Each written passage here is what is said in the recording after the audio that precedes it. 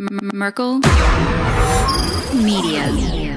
Hey everybody, this is a podcast swap between the Confessionals and Hammer Lane Legends, which is a podcast that my dad and I host together for the last, year and a half, 2 years. We had a guy contact us to talk about his Bigfoot encounters that he had while he was in his tractor trailer. We thought it'd be a great show for both shows. So what you're about to hear is a show produced as if we were doing it for Hammer Lane, but the content is right up the Confessionals alley. Let's get to it.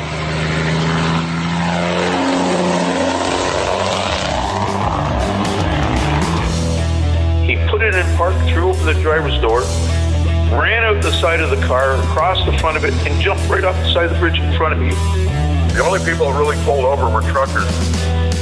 He said, "We're going to Hodge," and he didn't slow down. He went across the median onto the oncoming traffic, but where they could see him coming, they just got out of the way. I noticed this plane was really low. It went right in front of us, hit the fence, and it spun around. 30 seconds more, and he could have hit us. But I went around that truck, and a guy stepped out from behind the truck and threw a piece of wood, and it shot through my window just like a spear and stuck in the back of the cab of my truck. That's probably one of the stranger things I've seen. Welcome to the show, everybody. You're listening to Hammer Lane Legends. I'm your host, Tony Merkle. And I am Toonie U-Turn Singleton. Okay, that's a new one. And we're really glad you're here. If you have a crazy and wild experience you want to share with us from the road, go ahead and shoot us an email. Our email address is hllpodcast@protonmail.com. That's hllpodcast@protonmail.com. Or go to the website, hammerlanelegends.com. Hit the contact section. You can reach us that way as well. Either way works for us. Just get a hold of us. We have a voicemail line for you to leave voicemails. Happy little voicemails. Dad, tell them what that's about. Hey, it's a voicemail line for you to leave us a happy, as Tony says, little story. Happy.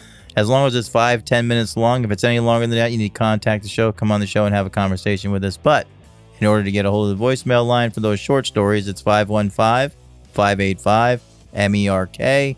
That's 515-585-6375. Yeah, so give us a call if you have that quick hitter for us, and we'll be happy to play it on the next voicemail show. That's a good name for the voicemail line, a quick hitter line. The quick hitter line. That's it right there. We have a quick hitter line. Sounds like I'm trying to put down a drug deal or something. It does. Maybe we shouldn't call it that. Hey, man, you got any of those quick hitters? Oh, the voicemail line it is. Yes. So we're back to voicemail. We're back to the voicemail line, the unnamed voicemail line. All right, friends, listen, there is no naivete when it comes nice to word. Yeah, there you go. When it comes to the shortages that are going on in the world today, food shortages and supplies, we got container ships lined up in docks waiting to be unloaded. Listen, whether it's an emergency or just a pure shortage, you want to be prepared. So go to preparewithhll.com. That's preparewithhll.com. Get yourself emergency preparedness food and survival gear.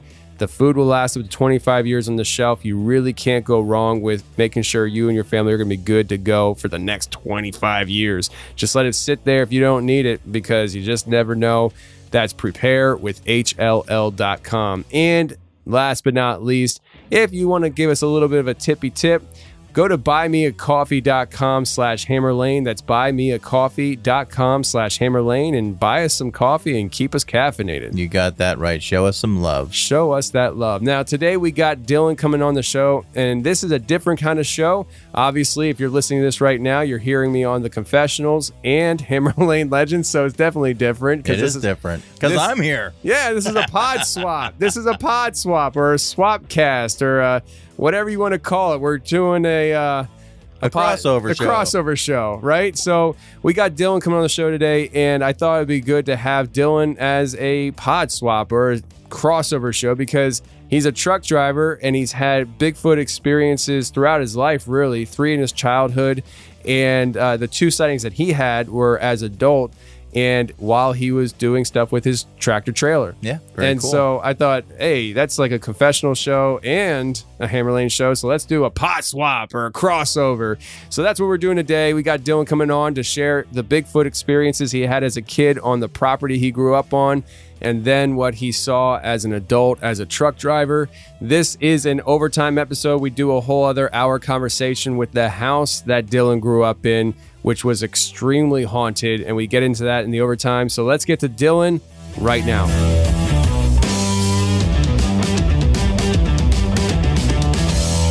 All right, today we got Dylin on the show. Dylin, what's going on, brother? I'm sitting in a sleeper in Laredo, Texas, trying not to sweat. That good, huh? That good. Yes, I'd say good luck. It's 101 degrees outside right now. Wow. Jeez. Yeah, that's hot. And That's think- hot. To think I was in Pennsylvania last week where it was like 60. Yes, sir. What part of I made Pennsylvania? one wrong turn and ended up in hell. Oh man. So what part of Pennsylvania were you in? I'd come through the Harrisburg area. I went down from Indiana. I had to go down from Indiana to shoot, I can't remember where I went to now. Baltimore. That's all right. I probably. can't remember half the crap I do either. I've been in this truck for 13 weeks. It all starts blending together after a while. so- Wow. Oh, so that, like you said when we were texting, you said that you took the dog for a walk, and now I know why you got a partner on the road like that. 13 weeks is a long time, man. That is a long time. I'm actually about to slow down a little bit more though. Me and my wife paid our house off 2 weeks ago, and that was the biggest reason for the pushes like this, because 13 weeks for the past 2 years has been normal. But now we have absolutely no revolving debt, so I can actually be at the house a lot more. That's awesome. Yeah. That's good, man. That's good. That's my goal in life. Pay off all my debt, pay off the house, be debt free. I mean, it's just huge relief. I'm actually thinking about buying my own truck in the next 2 years, and so because I got 3 kids. My oldest is 6, and my youngest is 2. Wow. So I've missed a bit, but they have a house to live in that can't get taken away now. So Yep. That's that's exactly what I think too. Mhm. Like the idea of having the house paid off. I mean, it's yours. All you got to do is keep up on the property taxes, which I don't like the fact that you have property taxes, but Right. we're not going to go down that road. Yep. But all you got to do is come up with the property tax money every year, and you're good to go. Yep. I never really thought about it before, but I wonder, like, if you pay off your house Mhm. and you just had the property taxes, are you paying it all at one time every Yeah, year, usually. or do you pay it monthly? No, you would do it just like you do with the escrow account. Okay. You know, it pays it every year. You build up till the end of the year, and then you pay your escrow. Gotcha. Okay. Well, I think the only people that had to complain about taxes is Indiana and Michigan with them road taxes, because I don't know where the road tax money's going, but it for sure ain't the roads. But it isn't. Yeah, You know, it's kind of like how Pennsylvania yeah, is. I was just going to say, I mean, so hold on a second. I just drove to Kentucky and back this past week. And for the first time in a long time, I drove across the state of Pennsylvania. And, you know, I don't hit the turnpike a whole lot in my personal truck anymore. And when I got on the turnpike, it just hit me. I was like, oh, that's right. They, you know, ever since the COVID stuff, Mhm. they got rid of the toll booth workers. Right.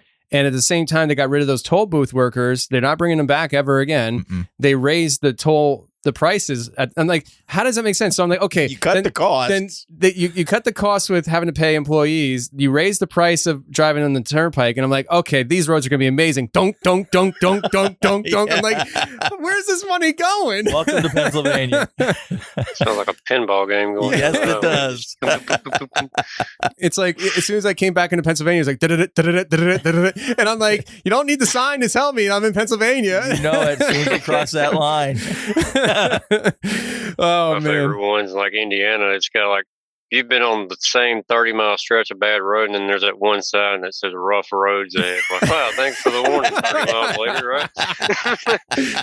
Oh man, I tell you, like it baffles me sometimes how things are kind of worked with the system and stuff. But listen, Dylin, man, you have a different show for us today. People who are listening to this are going to be listening to you talk on Hammer Lane Legends and the Confessionals, because you're a truck driver with Bigfoot encounters. And so, I mean, listen, I think that you're probably somebody we bring on just for Hammer Lane Legends down the road, because we're probably not even going to get into any of the bizarre things you've seen on the road, or, you know, accidents or crazy whip 'em out Wednesday stories or something like that. So I think, you know, it'd be fun to bring you back on anyways. But today we're going to get into this Bigfoot stuff. And so it's kind of like a blend between the two shows, because this is definitely a Bigfoot show. And 2 of the 5 stories you have for us happened while you were driving truck. And so what we're going to do is we're just going to have you start off, though, in your childhood, your earliest memories as to, you know, what you experienced, what your family experienced, and we'll progress through there. And just to let the audience know, we're also going to do another hour with you today, talking about the house that these things happened in was also haunted, like severely. And so we're going to do that for the overtime. But today we're going to talk about the Bigfoot brothers. So go ahead and start us off with how did Bigfoot enter your life? I think the best way to start off is kind of give a background of where I lived at when I was a kid. We lived out in a very, very rural part of Louisiana, to where our nearest neighbor was, I want to say, probably about 2.5 miles away from us. And if it rained too much, we didn't get to go to school because the roads flooded. So that's how great my childhood was. We prayed for rain a lot. And we owned about 80 acres of Louisiana forest, and we lived in the middle of the 80 acres. So we had a plethora of all sorts of wildlife around us. We had deer, squirrel, rabbit, skunks, raccoons. We had 2 ponds in the backyard to go fishing. So looking back on it, we were probably asking for it. But when we were younger, we didn't have television, or we had a television, but we had one of them old school, like, pitchfork looking antennas attached to the side of the house, where you got this big antenna, but you're only getting 4 channels. Right. And and Mom was a Guiding Light and As the World Turns fan. So when that came on, we had to be outside. And you mean you chose to be outside? We chose to be outside. Yeah. I got to be out of here. I can't watch this. And a lot of times as kids, me and my brother and my sister, we would just go play in the woods. We'd play hide and seek. We'd build forts, ride ATVs, or just play the typical normal kid games, you know. And the first instance, it wasn't I wouldn't say an encounter for me, because I didn't see anything. I just kind of heard things. Was a day that Mom was about 30 minutes into Guiding Light, and my brother and I were playing hide and seek. And we had this little patch that we really liked to play hide and seek in, because if you walk across our front yard, our whole yard altogether was about 2 acres. So if you walked an acre across the front yard and about 100 feet into that wood line on the other side, there was this little patch that opened up, and it had one long pine tree that stood in the middle of that patch. And that was always home base. We got 2 or 3 rounds into it, and my brother was cheating as usual. And I finally got him on that last round, and it was his turn to count. And I'd already been picking out hiding spots as I was trying to find him. So I went and hid in my little spot, which was a little washout that had bushes over it, and I fit kind of perfectly up in the bushes. And he made it. We always counted to 30, and he made it to 12, right around 12 or 13, and he stopped counting. And I'm thinking, all right, well, he's been cheating this whole time. He's probably going to stop counting and then sneak up on me or something like that. And I'd say about 2 or 3 seconds went by, and you could hear these 3 rapid, well, I wouldn't say rapid, but kind of consistent knocks, like that up against the trees. And I'm thinking, all right, well, now he's got a stick, and he's trying to Ray Charles his way through the woods to find me or something. And after a few minutes, I heard the bushes behind me rustling. I'm like, well, okay, he's done snuck up behind me. I'm going to run to home base. So I took off running back to the base. And about that point, my dad comes walking through the woods with purpose, and like every kid knows that you're in deep trouble walk that their dad has. And as soon as I touched the tree, he grabbed my arm and like prisoner of war drugged me back to the house. And when we got in the kitchen, my brother was sitting at the table crying, and I didn't know what was going on. I thought Dad had already got to him too, so I was sitting there waiting for my turn. And I'd asked what had happened, and my dad said, "Don't worry about it, just go play." Well, later that evening, my brother finally calmed down, and we were sitting in the living room playing Super Mario 64 on the Nintendo 64. That's how long ago this was. We were playing that, and I was like, "Dude, why'd you leave me?" He was like, "Man, I was counting, and I heard something move, and I looked up, and there was just this big gorilla sitting there staring at me in the woods, and I just ran." And I was like, "Okay, so your little brother's out in the woods by himself with a gorilla, and your first concern was to run." I got you. Okay. Cool, yeah. I love you too, dude. Yeah. So after that, we were a little bit more cautious about playing in the woods after that because we were still kids. We didn't understand that Louisiana don't have low-lying gorillas. We just thought we were like in Africa or something, and there was a gorilla population on the land. We were wrong. Boy, was we wrong. But I think one of these things could take a gorilla any day of the week. But that was the first encounter that my brother had where I guess it's kind of an encounter for me. I heard the bushes and the knocks, but I didn't see anything. So I don't really consider it an encounter unless I make the visual eye contact or something. So I want to say probably about 2 months after that, my dad had built a big fire pit close to that patch, like probably about 100 feet before the tree line to the patch of woods that we like to play hide and seek in. And it was a really nice fire pit. It had bricks around it and it had a little hill with a bench on top of it and a table and stuff. And we would go up there and cook all the time in the summertime. And one night, Mom and Dad are sitting on the bench talking. Me and my brother and sister are running around throwing pine cones and acorns in the fire to watch them explode, this, that, and the other. And then out of nowhere, this just super guttural, kind of like a mixture between a howl and a roar just comes out of the tree line. And it's like time stood still because we were playing freeze tag. And as soon as that thing roared off, we were all frozen. We were just kind of looking at trees, and then we'd look back at Dad like, what in the world was that? We'd look back at the trees, and Mom was like, all right, well, I think it's time to go in the house. So we're all following her, and I'm trying to walk next to Dad because I'm like, if anybody can defend me, it's going to be Dad. And I don't want to talk bad about my dad, but after seeing the one in the later story, I don't think Dad would have helped me too much. But for the rest of that night, even after we made it to the house, you could still hear the howl and the roar, but it was probably like every, I don't know, 10, 15 minutes. And like every time you'd hear it, it sounded like it got a little bit further and further and further and further away. And even then, I just thought that gorilla's pissed off that we got a fire going. He can't make man's red fire like in the Jungle Book, and he wants to know the story, this, that, and the other. My dad's just holding out on him, but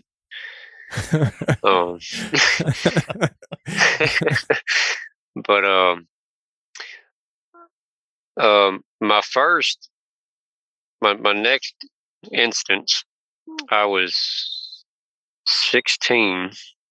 I was probably about 15 or 16, and this is about the point that I finally worked up the courage to ask some girl in high school to date me. And I think we'd been dating for probably about 3 or 4 months at the time, and she liked to come out to the house and ride our side by side because she lived out in the middle of the city, and she didn't have the freedom like we had as kids. So she'd come out, we'd ride side by sides, and me being young and stupid, I'd try my best to show off for her, this, that, and the other. And she'd come out one day and we were riding, and we had a pipeline that run through our land, and that was the main trail to all the other trails. We just get on the pipeline and find whatever trail we wanted to be on. Well, we'd got on the pipeline, and I had to take a pee. I'd been holding it since I left her house. So I stopped to pee, and I turn around to see what she's doing, and she's looking at me all wide-eyed. And I'm like, what? Did I forget to zip up? I'm like, oh my God, she's doing thing. So she's like, no, there's something in the woods. There's something in the woods. And I turn around and look. I was like, yeah, it's trees. They're everywhere down here. We're in Louisiana. and and she's like, no, there's somebody in the woods. And I'm sitting there going, there is nobody in the woods. I have not heard any footsteps. The side-by-side's turned off. I've hunted all my life. I know what to listen for. When there's something around me, you hear footsteps. And then I turn back to her, and I'm walking towards the side-by-side, and then she just screams, there it is, there it is, there it is. Look. So I turn around. I'm still not seeing anything. I'm like, man, you're crazy. Like, I should listen to my friends. You're crazy, but I like it. Crazy. And she's freaking out. She's like, come on, you got to get me out of here. You got to get me out of here. So I get on the side by side. I bring her back to the house, and she's like, take me home. I don't want to be here no more. And I'm like, well, that's just weird. Normally you like being out here. But I took her home, and that evening she broke up with me. And I was like, okay, well, I'm sorry that I had to pee, but nature calls sometimes, like, act like you ain't never had to pee before, but it's a deal breaker like, there, right there. If you got to pee, that's breaker. It. I'm out. I want a guy I'm out here to ride the side by side, and you got to freaking pee. Like, you couldn't handle this before I got here. Like, but when she was texting me, I was like, can you at least explain what you seen? And she explained it just like my brother said. It was a gorilla, but it was standing up on 2 feet. I'm like, you know what? That's not unusual. I've watched National Geographics. I've seen them run on 2 feet and pound their chest, this, that, and the other. But the 16-year-old in me is still trying to believe that I live in an area with gorillas, and I should have known better by now because I've done been in school for at least 10 years. So before we go any further, did you at any time mention or be like, yeah, we have a gorilla living on the property? It's not a big deal. No, because after the fire pit instance, we never really had any more instances, and I just put it in the back of my mind because the hide and seek instance, I was like 5 or 6, and then I had to have been 6 because I was 7 with the fire pit thing, and I just turned 7. And then her being there, that was about 8 or 9 years later, and I hadn't experienced or heard anything since then. So by the time I started having an interest in girls, my first pickup line was like, hey, you want to come back and see the gorilla we got at the house? Because I just wasn't thinking about the gorilla then. I was like, oh, they done hibernated or migrated or whatever to Mississippi or something. And Mississippi's problem now. To traveling troop of gorillas. Yeah. Yeah, for real. It's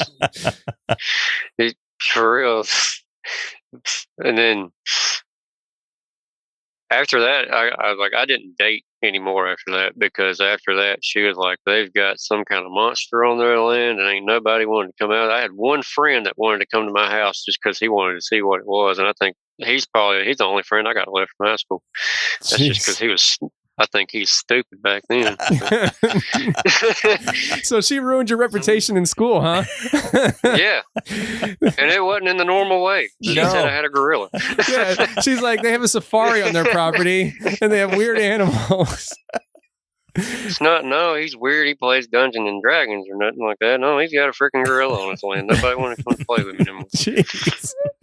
Well, I mean, I was offended. In the email, you mentioned that when you were taking a leak, you had a particular feeling like you were being watched. You assumed it was her. Yeah, I had the feeling I was being watched. And I don't care who you are. If you could be in the middle of a field by yourself And then once you get that feeling like you're being watched, it's really hard to shake that feeling. Mm-hmm. Like even if you're sitting in a room with somebody, like you and your dad are sitting there right beside each other, your dad could look at you with you looking off and you'd feel like you're being watched. And then he could look away, but you still feel like you're being watched because he looked at you that one time. And so when I got off, she had been watching me walk to the woods to use the bathroom. So I assumed that it was just her looking at me or me feeling like she was looking at me. Right. Come to find out, Bigfoot's a little bit curious fella and likes watching people pee. He's almost like a truck driver, to be honest with you. He just don't got a camera and take pictures. We all know what I'm talking about.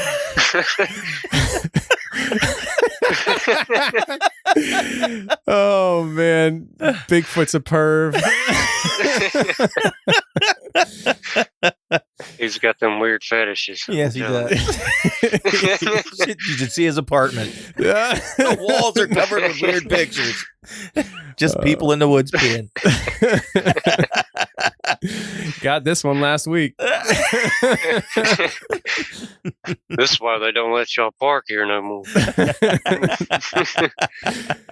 But you know, I think it's funny what we do, what our minds do in order for us to cope with something or deal with something or deal with something that's out of the ordinary, out of our normal. You know, in your mind as a kid, you're like, yeah, we've got a gorilla living here. Yeah. You know, even though you live in the United States, you live in Louisiana, you know that, there's no gorillas living here. I mean, I've never heard of gorillas living in the United, but our minds take us there and we live there. We live in that spot until it gets destroyed, until something happens. But that's what we do. That's how our minds work. Yep. It protects us, Yes. It's a gorilla. I'm okay. It's normal. Well, that reminds me of a guy that I was talking to in the break room at Pitt a few years back. We were all talking about what I do with the show and everything. And he's like, he's from West Virginia, real strong accent. Mm-hmm. And he's like, I don't believe in Bigfoot. And what was his name? I forget. You know who I'm talking about. The guy with the strong West Virginia accent from my terminal. Not Randy. It doesn't matter. The audience doesn't know anyways.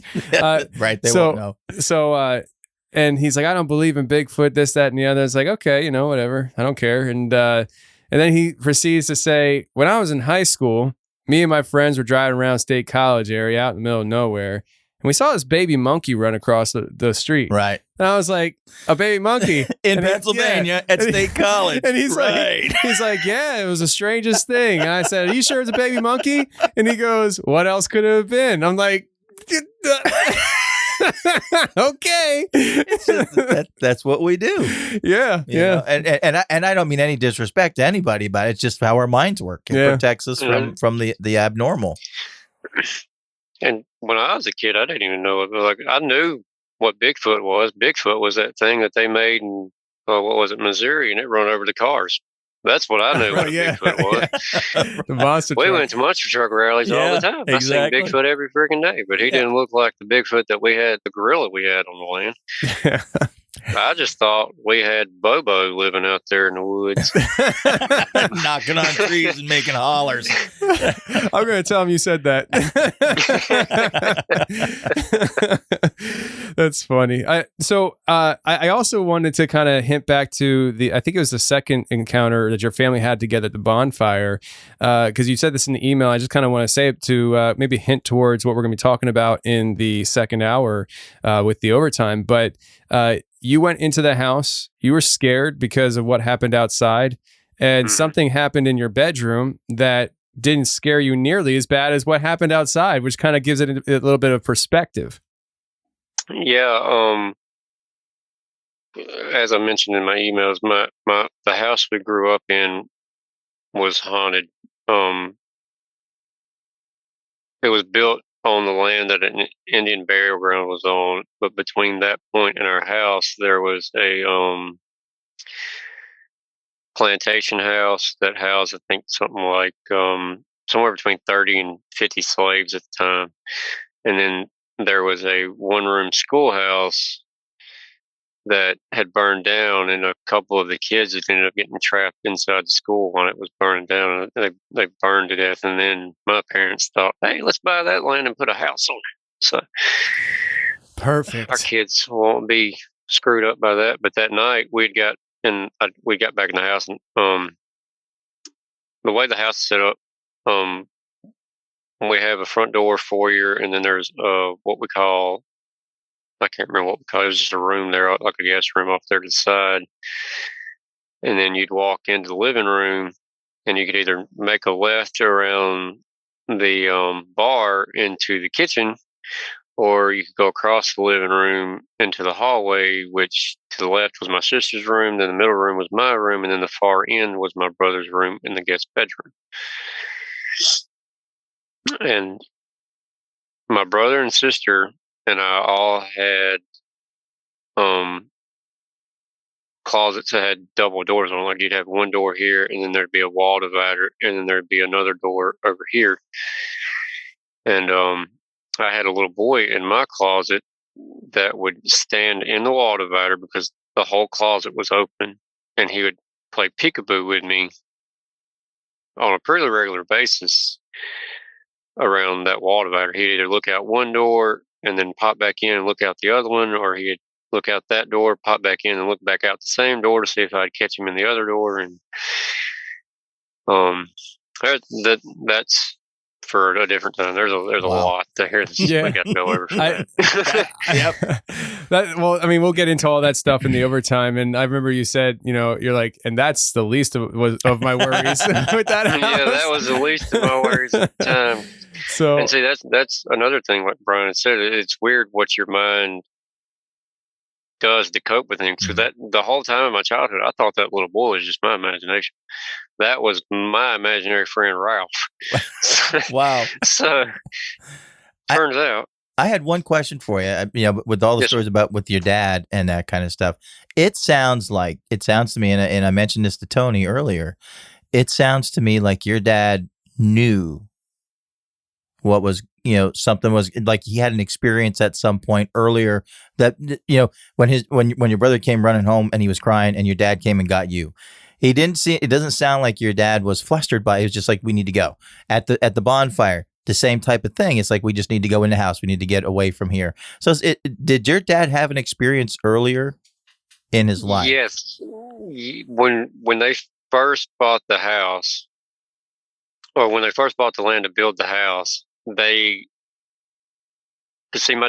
dad didn't hire a contractor to build the house. Him, his best friend, and my grandpa built that house from the ground up. Wow, that's cool.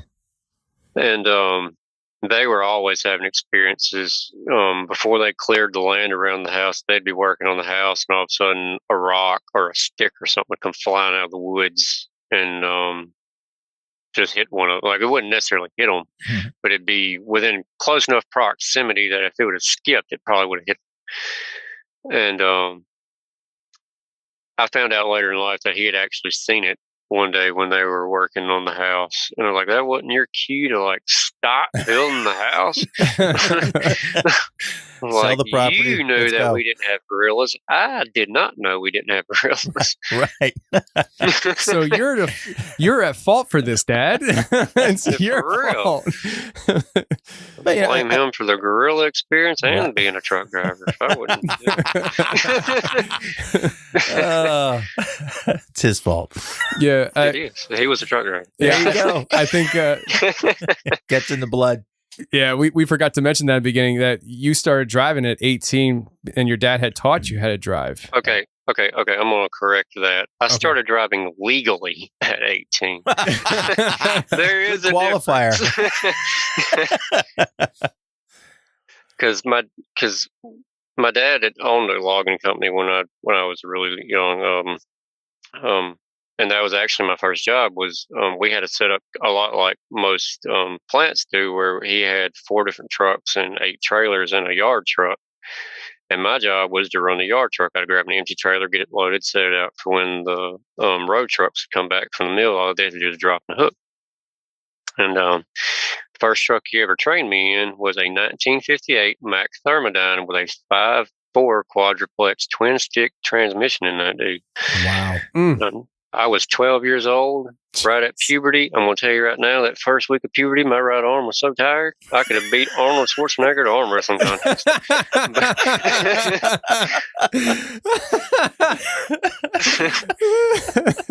and then he finally bought an old auto car with a 10-speed in it. And after getting rid of the other stick, I was like, wow, this is an upgrade. Now, the company I'm with now has me in an automatic. And my first day in this automatic, I felt like Ricky Bobby. I was like, I don't really know what to do with my hands. Yep. Just kind of sit on them. Yeah. You're stomping the floor for a clutch that's not there. Yep, all the time. We went and did the road test when I was at orientation for them. And when I went to take off, I stomped the floor for the clutch and reached over and grabbed the instructor's leg and just yanked it to me. And he's like, what are you doing? I was like, I'm trying to get in the first gear. And he's like, well, you ain't even bought me a drink yet. It's like first gear. Seems like first base. Yeah. For real. I'm like, if you think I'm rough, you should see Bobo the gorilla back at the house. Wait till he grabs a hold of your leg. Yeah. He doesn't let go. Oh man, that's cool. That's cool.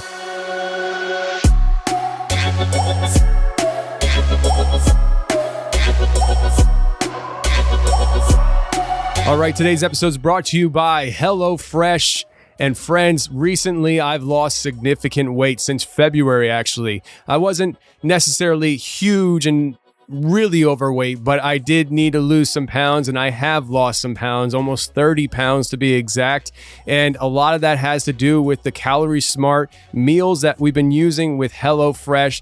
Great food, great recipes. You're going to get over 50 menu and market items to choose from every week. And right now it's fall time, which is family time. Recipes like meatloaf a la mom and one pot broccoli mac and cheese make weeknight meals go off without a hitch. And HelloFresh is over 30% cheaper than the grocery store because they have the pre-portioned ingredients. You're not spending money on ingredients you don't need with HelloFresh. And if you need to change anything, and last minute orders and things like that, you can do it straight and easy from their app. They have an app. You can do it within minutes at HelloFresh. It is a great option for people on the go, families on the go with all the sports and things like that. The food is great. And here's the best part about this ad.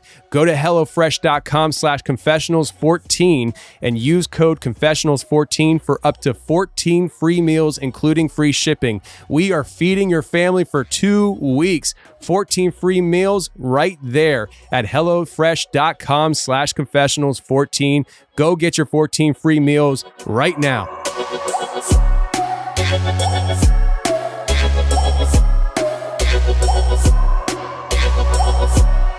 Let's hear about these experiences you had in later in life with driving truck and Bigfoot. Now, from what I understand, I think after the next experience you're about to share, it actually kind of jumped you into kind of looking into the topic more, right? Yes, it did. Because the next one is actually my first encounter ever with being face to face with one of these. And after I encountered it, for a while, I wasn't really interested in it because this probably should have been my other clue that Dad had already known about it. But he seemed like the only person apart from Mom that actually believed. The rest of my family just made it a joke. And so I'll go ahead and give the encounter. That way I can kind of explain what I do now after having the encounter. When I first got my CDL for y'all grammar Nazis out there. I started driving a truck for my dad. He had bought me specifically a 2001 Kenworth W900. Not necessarily a short truck. It had 24.5s on it. Don't really matter on height, but just for reference for the truck drivers, y'all know how tall a W900 window is. It's got that lip on it. But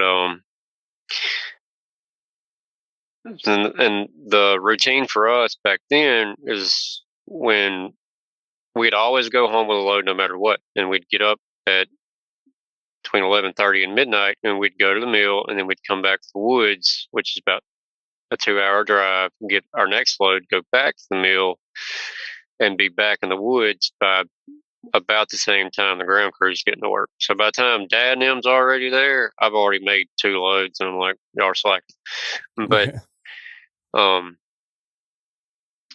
don't know if y'all ever been on a logging site in Louisiana at 2:00 in the morning, but it's just dark. It's darker than Stevie Wonder sunglasses. So poor Stevie Wonder on this episode. Stevie Wonder, Ray Charles. Yeah, Ray Charles get through the woods. Yeah. So, and Dad was cheap. He didn't buy me load lights, so I had to really go off a headlight and my tail lights. And it's really hard to see with red lights, especially covered in mud. But I'd backed under my trailer and I'd got it off the landing gear, because our landing gear is not like what we got on trailers now. It's the kind that just folds up. And I'd got my straps and I'd walked around my trailer, and I threw my first 2 over the front section. I went down to the back section, was going to throw my next 2. When I got to my 3rd strap, I looked forward, because out of my corner of my eye, I could see the front strap popping really fast. It was like somebody was throwing it up and then slapping it back down against the load really tight. I'm like, you know what? It's kind of windy, you know. Also, I should mention, when I first got out of the truck, you could really smell kind of like a musty, wet doggish kind of rotten egg smell. Mm-hmm. But I had played that off because it had been raining, and cut wood and rain, it gives off a really pungent smell anyway. But I went around, set my flags, and I was getting ready to walk back around the driver's side of the trailer to tighten the straps. And when I walked around, I noticed this big black figure next to the truck. And I'm like, you weren't here a while ago. So I stopped right where I'm at. I'm not going to, like, if I had to pee at that moment, she probably would have left me, because I'd peed on myself. But I'm sitting there looking at it. I'm thinking, oh my God, my only route out of here, he's on the other side of my truck, so I can't run or anything like that. And this thing's every bit, like I said, I had a W900, and him flat-footed could look over into the window of the door of the truck and see everything inside the truck. This thing was massive. Wow. He looked like a outhouse on stilts. I mean, he was just tall and broad, and I'm sitting there freaking out. I don't know if I doubt he was freaking out, because I'm not menacing at all. Once I finally kind of collect myself, I'm noticing his head's moving up and down, like he's looking at my feet. He's looking back up at my head. He's looking back down at my feet. He's looking back up at my head. And all I can think of is, this is how I'm going to go out. I'm about to be gorilla's breakfast or something. And even then, at that point in life, I'm sitting here going, man, this gorilla's about to kill me. I still think it's a gorilla at this point in life, right? I am 18 years old. I've passed my CDL test, and I'm still stupid enough to believe what I'm looking at's a gorilla. But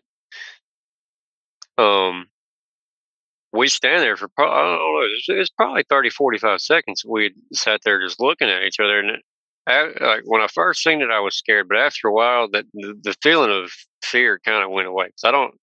It didn't present itself as threatening. It didn't present itself as trying to harm me. It seemed more like it was curious as to what I was doing and what I was.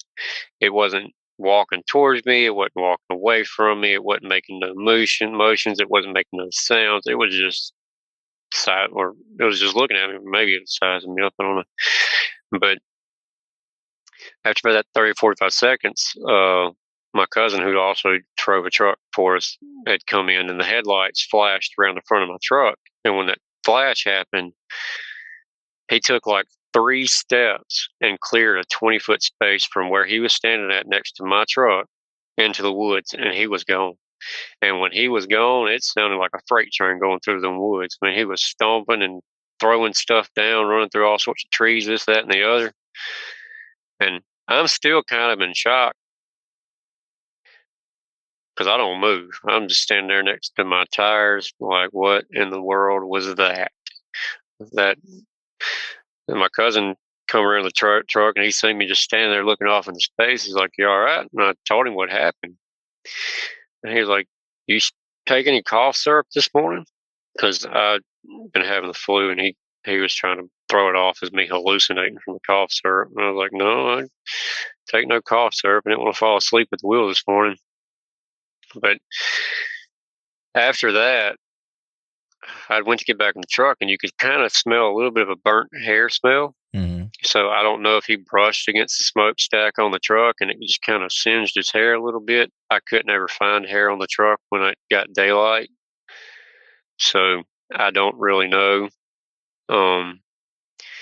And after that, and once I got over my family making it a joke, I actually went back to that same logging set that we had worked and camped out and done tree knocks and pulled up my best recordings of finding Bigfoot because I'm not screaming like that. I have sensitive vocal cords. And there have been a few times when I did the tree knocks out there where I'd get a tree knock back. And it seemed like every time I'd get a response out of it, or what I thought was a response, it just piqued my interest even more. Right. And I would start going to different logging sets that we had cut and seeing if I could find something in that area, because the logging set we was on at that point was 40 miles from our house. And I remember the tree knocks from when I was a kid. And I was like, well, if it can tree knock at the house and I'm here 40 miles away and it's tree knocking over here too, well, maybe it's 40 miles in this direction. Let's go check out over here. I was the stupid white girl in the horror movies. I was the one going towards the sound. Close the door. No, I think it's okay. He was just there. Close the door. No, I think it's okay. No, it's okay. He's in the closet. He'll disappear when the door closes. Yeah. I hadn't gotten any recordings of any of it because I haven't really gotten any major evidence. Like I haven't gotten any screams or any video footage or anything like that. But I have gotten a few tree knocks, and some of them were in the daytime, so I can't 100% claim that they were necessarily Sasquatch tree knocks because we do have woodpeckers down here, and sometimes they'll go that tap, tap, tap, and it sounds just like a tree knock. But the ones at night, some of those I can be like, maybe. But I still go, when I'm not living in this thing, I still go every now and then. I won't take my kids camping with me. Me and my buddy, the stupid one from high school, we'll go camping. And the one that's still hanging around. Yeah, the one that's still hanging around. Me and him have the same He's still agenda. looking for the gorilla. Yeah, we want to capture the gorilla. There you go. And I don't know. I asked him one time, like, what happens if we see one, buddy? He's like, I'm going to shoot it. And I was like, with what? You don't have a gun. He's like, good point. He's like, I'll hit it with a car. Like, have you seen that thing? That'd be like hitting a moose in a Freightliner. Yeah. Like, but yeah, me and him actually have an annual thing. Like every July, we'll go out and spend about 3 or 4 days, and we'll camp out for that entire 3 or 4 days and try to get recordings and video footage and this, that, and the other. We're, I don't guess we're as good as everybody else because we ain't got crap yet, but we've been doing this for 6 years. We ain't got nothing to show for it. I feel like I'm going to school to be a doctor. And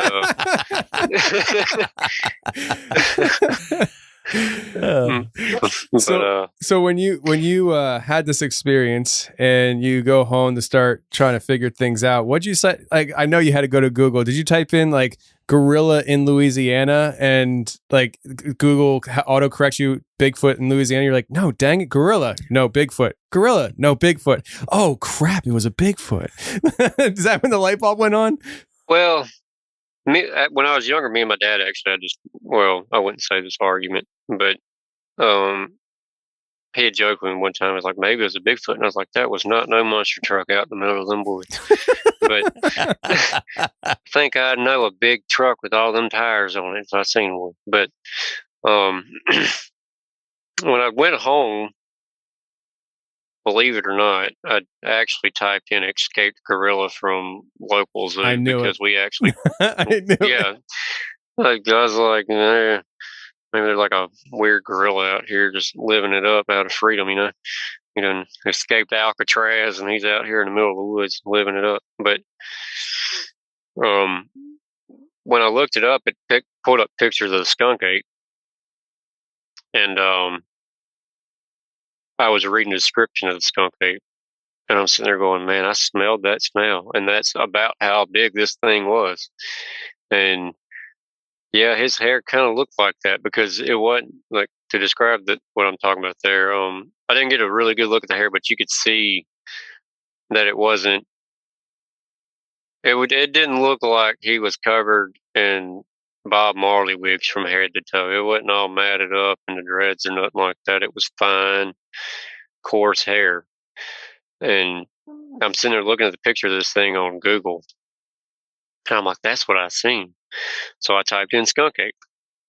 And all of a sudden, all these freaking pictures popped up. And like there was the picture from the Patterson Gimlin film and all this. And I'm doing all this research and going, man, they knock on trees and they're masters of stealth and this, that, and the other. And like, it still hasn't clicked on me about the knock on trees part yet, by the way. Right. So I'm sitting here and I go to YouTube and I type in Bigfoot tree knock and I hear the tree knock. And then that's when it clicks in my head of what I heard when we were playing hide and seek. And I was like, that wasn't a gorilla. Dad was right. That wasn't a monster truck. That was a Bigfoot. So once it kind of clicked in my head, ever since then, I follow Sasquatch Chronicles. I don't miss an episode of that. I don't miss an episode of the Confessionals or Hammerlane Legends. I don't miss an episode of the Paranormal Portal. And anytime anything pops up with Sasquatch, I'm listening. I'm trying to get more information. I'm hoping especially when it's the researchers and they're giving tips and tricks on how to kind of get audio this way or audio that way or footage this way or footage that way. And don't get me wrong, some of it sounds like complete trash. I'm not going to sit out there and spread peanut butter on a rock and dump sunflower seeds on it and hope I attract a Bigfoot because all I'm going to get is deer and birds. But there are things that I do try. Like I picked up on mocking the tree knocks from Finding Sasquatch. I'd seen Bobo do it, and I was like, "Hey, you know what? Maybe that'll work for me." And that's actually probably the only thing that I've picked up that's actually worked for me. So, but I'm trying more. And I'm trying to learn more. I'm trying to be more open about it. There are points, like I'd mentioned a while ago, I can't credit everything to being Bigfoot because sometimes it is in the daytime, and we do have woodpeckers, and sometimes the woodpeckers do sound like tree knocks. Sure. So, but I don't think it's a gorilla anymore. I'm proud to say I'm past that point in my life. Congratulations. No more. Congratulations. But yeah, that happened the one when I was driving a truck happened when I was 18, so that was 2011. And then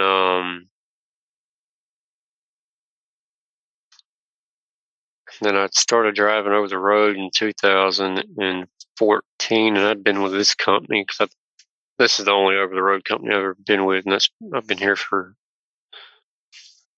about 7 years now. So, well, no, not 7 years. I'm not a mathematician either. I'm a flatbedder. Sorry, I don't own a calculator. I can do weight distribution and all that, but I can't do mental math. But I'd been here for at least a year when my next encounter had happened, and I have like 8 different plywood plants within 200 miles of my house. So when I go home, they usually just bring me to a plywood mill. I'll get a load, bring it to the house, and then do my home time. And generally, if it's a tarp load, I'll wait until I get home and tarp it because I got nieces and nephews that like to get in trouble. And what better way to teach them not to screw up than make them tarp up 53-foot load There of you lumber go. with the 120-pound lumber tarp. So, but this particular week, my nieces and nephews hadn't screwed up, so there I was with my tarps in my hand, and I'd parked my truck at my parents' house because at the time when me and my wife, is my girlfriend at the time, we'd moved into I was stupid and moved into a house that my in-laws owned across the yard from my in-laws, and I didn't have. It sounds like you've lived that too. No, just I'm just thinking about the naivety. What's the word? Naivete. Naivete of the situation. Yep. Oh, well. There seems to be a pattern here. I'm really stupid up through my life up until this point. I wouldn't say that. I'm going to say there's a recurring pattern for the rest of the stories here. So, and it all involves me being stupid. So, or me being naive. There you go. Yeah, I would say naive more than stupid, because stupid is as stupid does. I've watched Forrest Gump. I'm not stupid. I'm just, I'm naive. There you go. We'll go with that. But, and like I said, I didn't have room at my house, so I just parked my truck at my parents' house because they had enough room for it. And this particular day, I decided to do my tarps at the house, which I'm looking back on now. Probably should have done them at the mill, but I'm sitting there doing my tarps. I have them all draped out, and I'm trying to get them bungeed. And it's a windy day, and if anybody's ever done flatbed and dealt with tarps on a windy day, you kind of know how aggravating that is, to where you drape your tarps and all of a sudden the wind picks it up and throws it over here, and now you're trying to straighten them back out again. And so I got a bungee in my hand. I'm going to bungee the corner of the rub rail and make sure it don't go nowhere, right? Well, every time I try to grab a hold of this thing, I'm still only like 145 pounds. This tarp only weighs 25 pounds less than what I weigh. So when the wind catches it, it yanks it out of my hands and drags it over, and I'm getting aggravated. I'm like, man, screw this job. I'm ready to quit. I should have went and took that job as a manager at Wendy's. I'm tired of doing this crap. Every truck driver has felt that from time to time. So I turned around, like I did it the fifth time, and I finally turned around. I got the bungee in my hand. I just reared back and I chunked it through the woods. I'm like, you know what? Screw this. I'm tired of this. And I turn around, grab another bungee out of my bundle. I go to hook it through that eyelet on the corner of the tarp, and all of a sudden the bungee I'd originally thrown slams into the side of the truck and hits the ground. And I'm like, oh, trees are fighting back. And then just as soon as I'm sitting there trying to register what had just happened, and all of a sudden this guttural roar just comes out of the woods from behind me. And I do that quick turnaround they have in the movies. Uh-huh. They're like, oh God, what's happening? And I see it. I mean, this is just like the first one I seen. This thing might be a little bit bigger than it. This thing's going crazy. I mean, it's tearing up the trees, throwing leaves. It's got an oak sapling that's probably about as round as I want to say probably a 3-liter soda bottle. And it's just whipping this thing back and forth like Indiana Jones. I mean, it's got this thing moving. And I'm still trying to figure out what's happening, why this thing is so aggravated. It's not clicking that I just threw a bungee in this thing's direction. And then it's finally calm. What I'm assuming is calmed down. It stops doing its show of progression and just starts staring at me. And it's huffing like, and it's got this really just pissed off eye contact with me, and I'm sitting here with a corner of the tarp in my hand going, now would be a really good time for that wind to pick up and just drag me across the trailer. Because like, it's funny how the wind's never there when you need it, but it's always there when you don't want it around. And so it finally, I'm at a point where I'm freaked out enough. Like, I know I need to move, but my legs are like, no, we can't move because we're just as scared as you are. And I sit here for like 5-10 seconds, and I finally convince my legs it's time to move. So I start slowly walking up the trailer, inch by inch. Just I'm not trying to make any fast motions because my National Geographic and schooling's like don't ever run from a predator. Right. And I'm thinking back onto that first one where he made 3 steps and cleared 20 feet. I'm only like 40 feet from this dude, and I'm like 50 feet from the door. So if I run, he's going to outrun me to the door of the truck, and there's not going to be anything to stop it. So I'm trying to be as calm as possible with it. I'm not trying to show fear, which I think at that point it probably smelled the fear on me because I was letting a lot of fear out. And probably about another, I want to say 10 seconds or so, I'd made it back to the door of the truck, and I finally got in the truck and called my dad. I was like, dude, you've got to get down here. Bobo the gorilla's back. He's trying to tear up the trees around the yard. He's trying to kill me with bungees. So, like, if you can come get me, that'd be cool. Not necessarily said it like that. I'm just trying to make myself sound more like a man than what I actually said to my dad on the phone. Through tears. So, but, and my grandma lived 5 miles up the road, so it took Dad a few minutes to get to the house.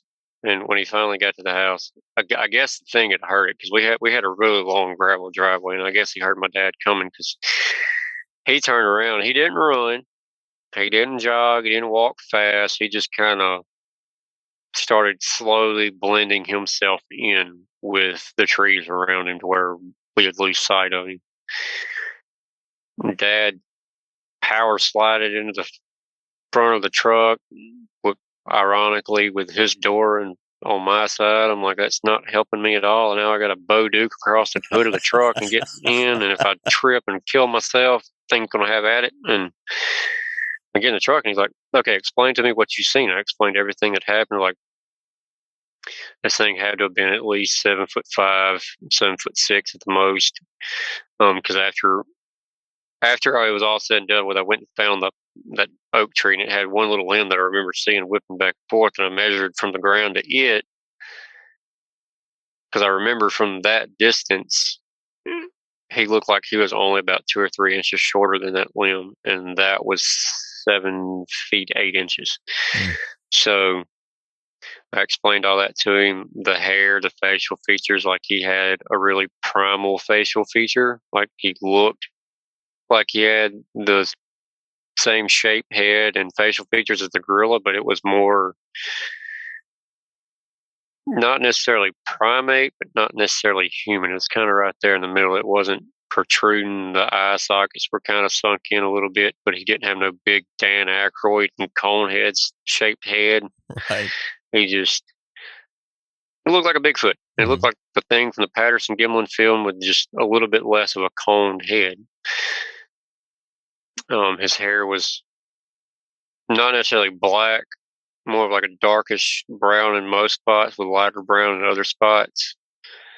And I'm sitting here explaining this to my dad, and he's like, yeah, I think that's the one that I seen when we first started building the house. And I'm like, you're just now telling me this, right?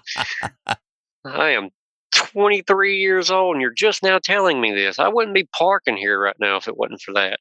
So he's like, we didn't want to tell y'all as kids because y'all enjoyed playing in the woods. And I'm like, I would have enjoyed it a lot less.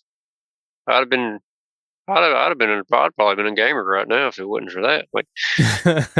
Like, you willingly let me go in the woods. Like, I don't know. But me and him had that back and forth argument. Like, I'm thinking that same thing that you're just that you're kind of alluding to. It's like, wait a second, Dad. You were okay with me and my brother and my sister being in the woods, knowing that there's something out there that could tear us apart, and you didn't want to interrupt our game time in the woods? Yeah, for real. I'm like, Dad, what kind of logic is this? And that's guy logic. I don't care how long you've been a dad. Every dad has these little quips, and this little is a quick wit. It seems like every time a kid comes out in this world, that dad gains quick wit on his feet, right? Yep. And I'm sitting here going, Dad, you let us go out in the woods and play like that, and what I just seen scared the crap out of me. Like, I'm probably not parking my truck in your driveway no more. I'm gonna be honest with you. He's like, oh, good. I'll have more room to park my boat. That's a dad. That's beautiful. And then I got back to the point of, but you willingly let us go out and play in them woods. And he's like, yeah, your mom said we wouldn't be able to try for another one if all three of you were still here. So fingers crossed back then, right? And I'm like, gee, I love you too. That's funny. Oh man, you gotta love dad humor. I love it. Yeah. Fantastic. He's the same man that told me truck driving was fun. I still don't like that man. It's all right. Truck driving might not be fun, but that nursing home ain't going to be fun either. Okay.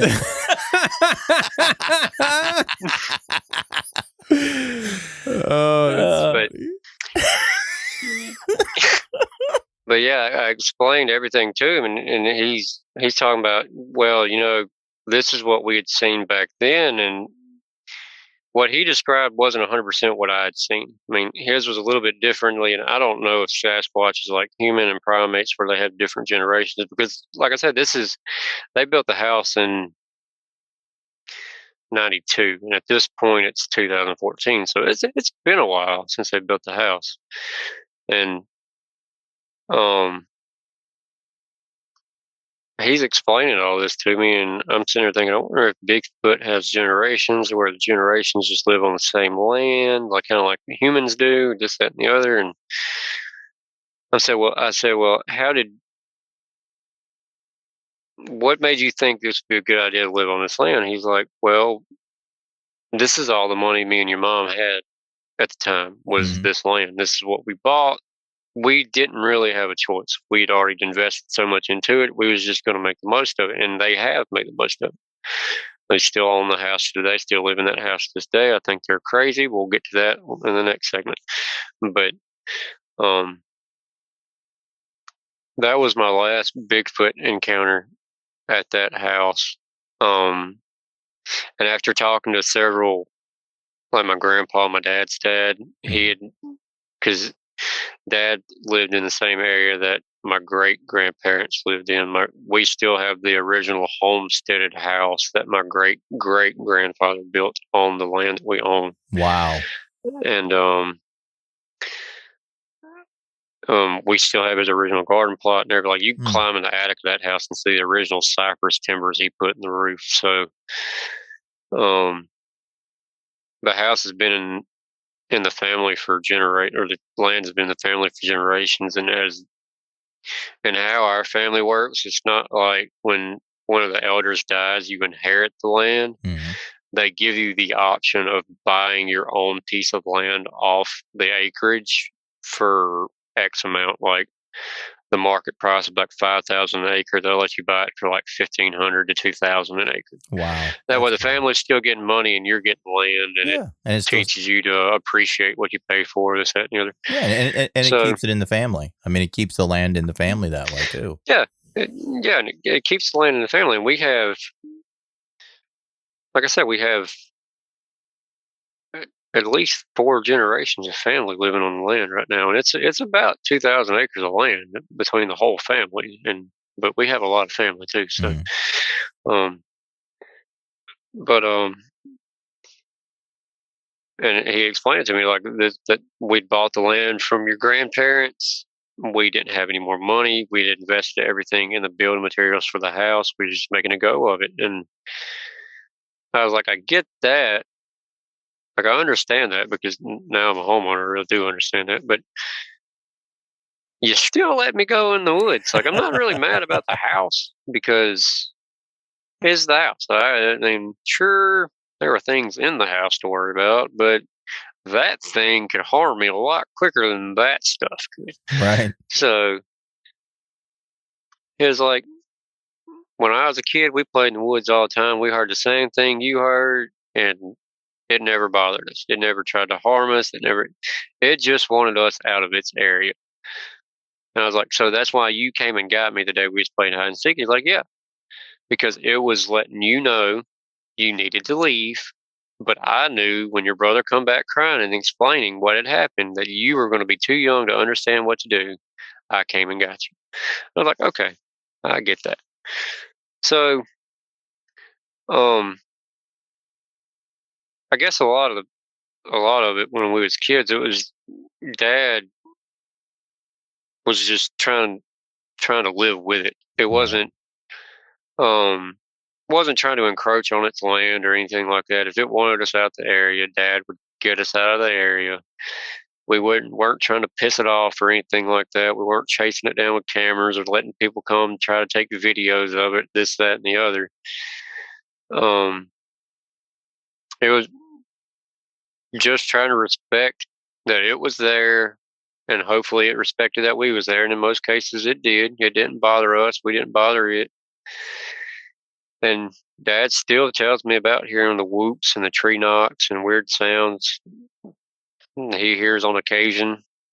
He don't let the grandkids go in the woods, which I find really ironic, considering he wouldn't have the grandkids if it wasn't for me, who he let go in the woods. But, parents have a weird thing about the grandkids versus the kids. Yeah. Ain't that the truth? Like, no, you can't have chocolate. And then you have kids, and they're sending your kids home at 9 o'clock full of Hershey's Kisses and Reese's. What's wrong with you? Amen, You're brother. Well, the thing is when you become a grandparent, you get to do all the things that you couldn't do when you were raising your own kids. I swear to God, when my dad you don't have to deal with my kids home, my dad will go, let's see how late they stay up tonight. Here, have this. No, not just one cookie, have 3. You want to take the pack home? You go ahead and take the pack home. They can't say no to me. Yes, exactly. I'm grandpa. I know how that feels. Tony's just sitting there looking down, just not making eye contact with his old man. He knows. He knows not to argue. Listen, you send extra stuff home with my kids thinking you're going to get me. You're not. I'm just going to eat it myself, and they're not going to get it. So I'm fine with it. And it's like I tell my dad, that's fine. You can send it home with the kids all you want. In 3 days, I'm not going to be here, so it's going to be your daughter-in-law. But the thing that I find really fascinating is that your dad learned to live with it. He grew up with it, so it was normal for him. Even though it's not a normal situation, it's something that he was familiar with when you were a kid because he had experienced it when he was a kid. Yeah. And so it kind of explains why he didn't really, I don't know how to say it with, that he didn't see the strangeness of it all. If that makes sense, if I can say it that way, because I don't mean it in any disrespectful way at all. I don't mean it. It was, he grew up that way. His dad grew up that way. And, generation, as long as your family has been there, they've been, kind of dealing with that. So it just seems like it was part of what he knew. Everyday life. Yeah, exactly. And it's still like that. I mean, we had bought, me and my wife had bought 5 acres of the family land and put a house on it. And we, like I said, we just paid it off. And our kids don't really get out of the yard very much. I mean, I have active kids, but they're not, and it's not through lack of trying, believe me. Like, get out of the yard. I'm trying to mow. You're in the way. But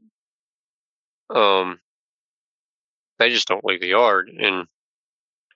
And now, as a father that has kids that likes to play outside, they like to go hunting, they like to go fishing, they like to go camping, they like to do this and that. I understand a little bit more why my dad didn't say anything, because my oldest son and my daughter, they enjoy being outside in the woods, and I enjoyed being outside in the woods as a kid. If my dad would have told me a story like that when I was like 5, I'd have never went back in the woods ever again. Yep, exactly. And so I understand why he did it. At the time of the trying to tarp situation, I was pissed. I didn't understand why he was trying to get me killed like that throughout my life. But now I understand a little bit more, and I haven't told my kids anything, and they haven't brought up anything about any weird occurrences or anything like that. But truth be told, I ain't even told my wife because I remember my high school years. And I'm not going to stop and pee. Trust me, I won't. I promise. like she knows a little bit of it, but it's not enough. Like my wife grew up extremely religious, and I'm not knocking religion by any means, but for some reason, religious people just do not seem to believe in certain things. And for her, paranormal and cryptids are in the category of do not believe. And I don't understand that. I don't. It's one of the things that has always baffled me. If I, religious people, read the Bible. The Bible is full of strange experiences, and yet, and we have a problem with that, in our own lives.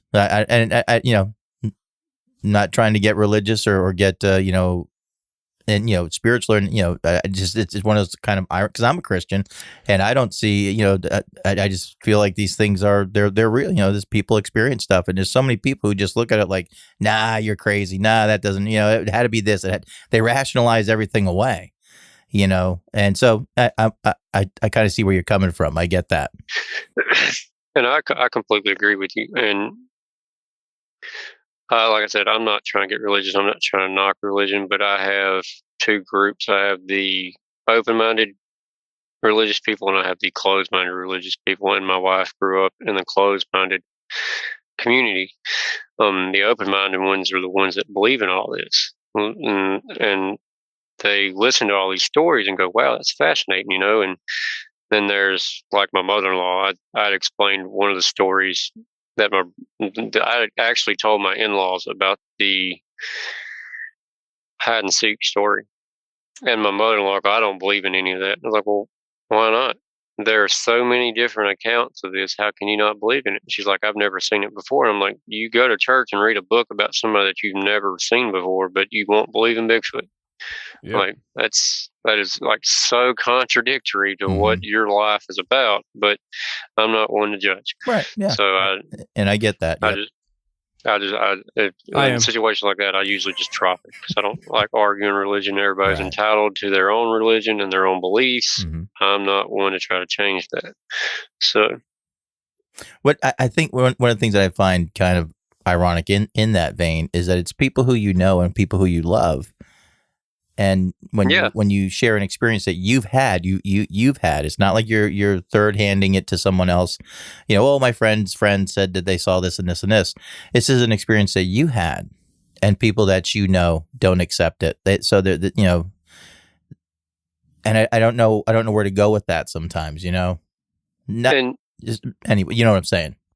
Yeah, that really goes back to what happened after my first encounter, because after that point, when I'd had the experience for the log truck, if I'd go to like family reunions or anything like that, and there'd be like a weird noise or anything like that, they'd be like, dude, go check it out. It might be a Bigfoot. I'm like, that scared the crap out of me. And y'all are sitting here making fun of me for that. That's right. Like, I could get it that y'all don't believe in that and y'all think it's funny, but one day I'm going to be that thing's friend, and he's going to come pay you a visit. I can promise you. I'm bringing him to your house. For real. Yeah. Harry's going to meet your Hendersons. Yeah. Believe me. Well, Dylin, listen, man. I think that this was really interesting conversation. I think it was fantastic. But I'm just gonna be honest with you. My neighbor just started mowing his lawn, and it's gonna ruin my audio. So I'm gonna cut this conversation off now. We're gonna call you back later for the overtime recording. Tony just looked at me and he's like, he's giving me the sign for Larry. Let's go. Let's wrap it up. As soon as the lawnmower goes on, it's like, okay, wrap it up because it's going to ruin my freaking audio. Yeah. So, it's a rainy day. I was hoping they'd skip today, but apparently not. So, Dylin, we'll talk to you in a little bit. Thanks for chatting, man. All right, buddy. Y'all have a good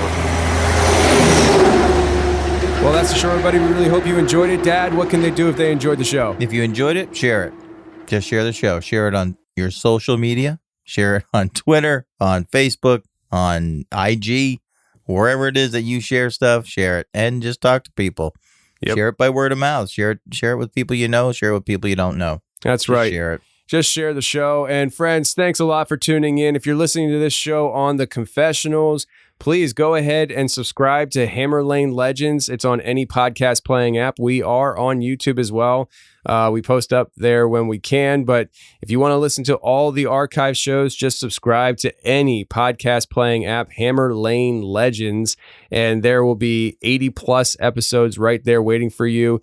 It's a podcast that we started a while ago, right? Yeah. And we talk to people who drive for a living and their bizarre experiences out in the road. Sometimes it's paranormal. Sometimes it's people, it's just funny. It's just, it just is. We go all over the place, but it's fun. It's jovial. And there's a ton of people out there that listen that don't drive truck for a living. They listen to the show and they absolutely love it. In fact, I think there's probably at this point more people that listen to the show that don't drive for a living that listen to the show, and they just love listening to it. So if you haven't checked it out, go ahead and check it out. And I know you're going to love it. So until next week, friends, keep the hammer down. In the Hammer Lane.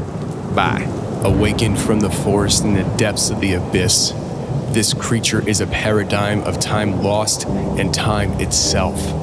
It fears no one. It adheres to no rule that man can create. It forges its own path, and yet its path remains hidden from the world. The sphere of its existence is beyond most comprehension as it exudes its power quietly but transcendent. It needs no one's approval to exist, but yet its very existence is sought after by many. It watches, it learns, adapts to the ever-changing environment around it, even as the environment is wrought with corruption. It battles the corruption only when pressed or for the protection of others like it. It is a mirage that few will ever understand. It's a cornucopia of knowledge from an era long past. It's free. It's Bigfoot. My fantasies always consisted of making it big. My soul was nothing more than a bargaining chip. Marketing is what they tell you to do and what you're willing to give. LARPing to the fullest extent. I don't wait, I shoot first like Han on a roadie. And these people don't understand me like reading a Nokian. Stretched thin, like pulling an accordion. My heart ain't primordium. All these historians telling us lies, setting aside. Everything is medicalized. Politicians selling the ride. I bet 'em a die where the relevance lies. They dressing alike, reptilians. My resilience is brilliant. I'm here to lead the rebellion on Hellion, salient, alien with no melanin. I'm a Yeti, ain't hiding from Armageddon. Come and find me, I ain't even hiding. We ain't the same, I play no games. You do not know me, I don't hold back, I just speak facts. You cannot hold me. I'm under pressure, oh, take back your stretcher. No, I ain't going down, I want another round. I'm a legend like Bigfoot. They want to take me away. Hey, I'm in my own zone today. Hey, I say whatever I say. Hey, you ain't got to like it anyway. We ain't the same. I play no games. You do not know me. I don't hold back. I just speak facts. You cannot hold me. I'm under pressure. Oh, take back your stretcher. No, I ain't going down. I want another round. I'm a legend like Bigfoot. Yeah. I'm a legend like Bigfoot. Yeah. Come find me in the woods. Hey, thanks for watching the Confessionals on YouTube. If you like what you heard, hit the subscribe button, hit the share button, and hit the like button. That would be a great help to me. And if you want more of the Confessionals on a weekly basis, every Thursday I come out with a special show just for members on my website. So if you want to check that out, go to theconfessionalspodcast.com, hit the join button, and become a member today. And every Thursday, you'll get a new show, and you can binge on previous shows, which there's almost 100 of them. So if you love the show, go ahead and check it out. But thank you very much for being here on YouTube and checking out the channel.